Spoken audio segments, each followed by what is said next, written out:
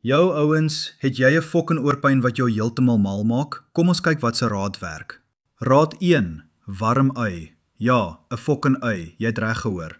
Kaap daai ui, maak hom warm, sit hom in 'n doek en druk hom teen jou oor.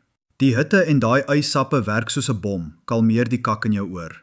Wetenskap sê dis die anti-inflammatoriese vibes. Ja, wie het 'n dokter nodig as jy 'n groente het, né? Knoffelolie. Ja, knoffel, jou blerrie legende.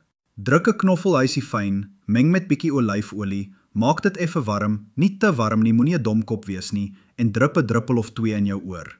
Dis soos om 'n klein fucking vampierjagter in jou oorkanaal te stuur om die pyn te moer. Antibakteries, antifungaal, al daai kak. Maar luister ouens, as daai oorpyn steeds 'n gemors is na hierdie, moenie 'n koppige poepel wees nie. Gaan sien 'n dokter man, jy wil nie hê jou oor moet 'n totale fok-op word nie. Tensy jy hou daarvan om jou eie hartklop te hoor soos 'n blerrie techno beat.